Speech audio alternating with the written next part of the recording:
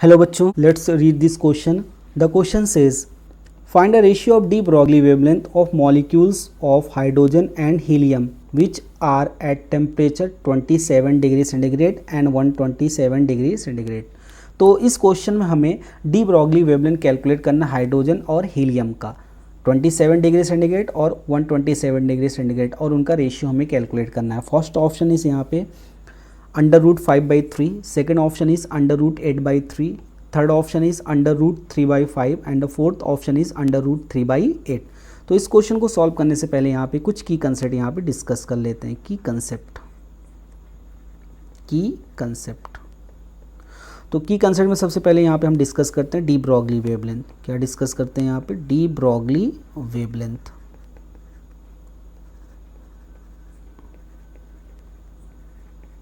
D Broglie wavelength. तो de Broglie ने यहाँ पे ये एज्यूम किया कोई भी पार्टिकल अगर मूव कर रहा है, क्या कर रहा है, मूव कर रहा है, तो उसको हम वेव से रिलेट कर सकते हैं. यानी उस पार्टिकल का जो वेवलेंथ हो जाएगा लेमडा, वो आ जाएगा h/p. यानी मूविंग पार्टिकल वेव की तरह बिहेव करता है तो उसकी वेवलेंथ यहाँ पे हो जाएगी लेमडा = h/p. तो यहाँ से p क्या होता है? पार्टिकल का मोमेंटम. अब यहाँ पे हमें पता है कि जो काइनेटिक एनर्जी होती है, जो क्या होती है, काइनेटिक एनर्जी होती है p² / 2m. तो यहाँ से जो p की जो वैल्यू आ जाएगी वो आ जाएगी 2mk. कितनी आ जाएगी? 2mk. रूट में आ जाएगी. रूट में कितनी आ जाएगी? 2mk. तो अब यहाँ से हम लोग लेमडा को इन terms of kinetic energy calculate कर सकते हैं. तो लेमडा की वैल्यू आ जाएगी इन terms of kinetic energy h/2m. कितनी आ जाएगी? h/2m. ये हमने लेमडा की वैल्यू कैलकुलेट कर ली in terms of kinetic energy.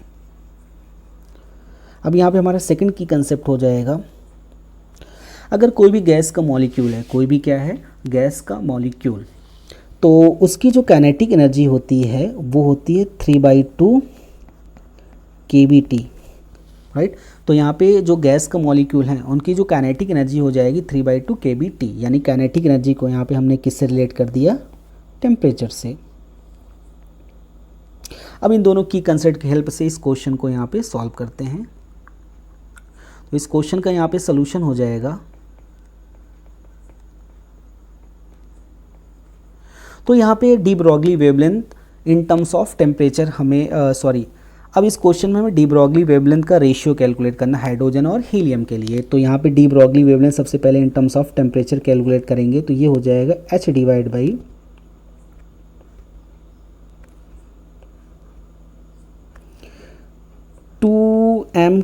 तो k की वैल्यू यहाँ पे है सेकंड की कंसेप्ट से यहाँ पे कितना दिया? 3/2 kBT. कितना हो जाएगा ये?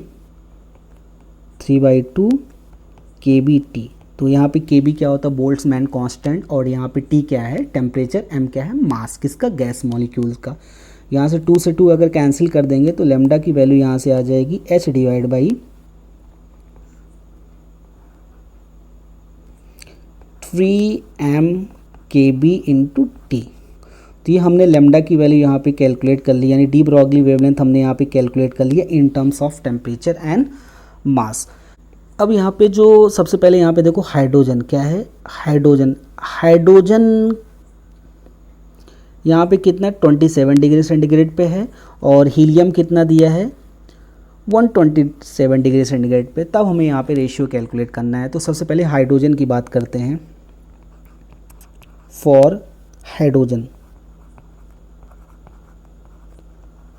हाइड्रोजन यानी डी ब्रॉगली वेवलेंथ हम किसके कैलकुलेट करते हैं? हाइड्रोजन के लिए. तो ये हो जाएगा h/2m.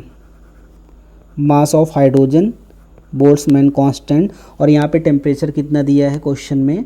टेम्परेचर यहाँ पे दिया है 27 डिग्री सेंटीग्रेड. अगर इसको केल्विन बदलेंगे तो ये कितना हो जाएगा? 300. तो यहाँ से टेम्परेचर हमें मिल गया 300. तो ये हमने डी ब्रॉगली वेवलेंथ किसका कैलकुलेट कर लिया? हाइड्रोजन का. अब सिमिलरली यहाँ पे डी ब्रॉगली वेवलेंथ किसकी कैलकुलेट करते हैं हम? फॉर हीलियम के लिए. किसके लिए? हीलियम. तो हीलियम के लिए यहाँ पे अगर डी ब्रॉगली वेवलेंथ कैलकुलेट करेंगे तो यहाँ पे लेमडा हो जाएगा lambda helium = h/2 mass of helium Boltzmann constant दोनों के लिए सेम होगा। और यहाँ पे टेम्परेचर यहाँ पे क्वेश्चन में कितना दिया है 127 डिग्री सेंटीग्रेड। कितना दिया है 127 डिग्री सेंटीग्रेड, यानी अगर इसको केल्विन बदलेंगे तो ये हो जाएगा 400। कितना हो जाएगा 400। तो अब हमें रेशियो कैलकुलेट करना है। क्वेश्चन में क्या कह रहा है यहाँ पे, रेशियो कैलकुलेट करो D Broglie wavelength of molecules hydrogen and helium. अब अगर रेशियो कैलकुलेट करना है तो इसको हम डिवाइड कर देंगे, यानी डी ब्रॉगली वेवलेंथ हाइड्रोजन को हम किससे डिवाइड कर लेंगे, यहाँ पे D Broglie wavelength of helium. अगर इससे हम डिवाइड कर देंगे तो यहाँ पे देखो ये H से H कैंसिल हो जाएगा, 2 से 2 कैंसिल हो जाएगा, KB से यहाँ पे KB कैंसिल हो जाएगा। तब यहाँ से बच जाएगा मास ऑफ हीलियम इनटू 400, यानी ये temperature divide by mass of hydrogen into यहाँ से कितना हो गया 300, ये अंडर रूट में आ गया।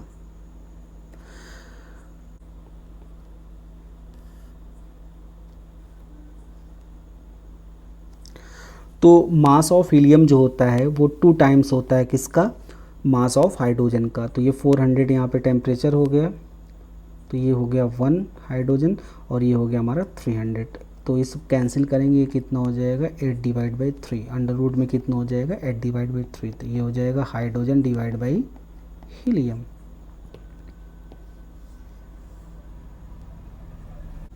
So final answer is ratio between hydrogen and helium is equal to under root 8 by 3, and the second option is the correct option. Hope you understood it well. Best of luck.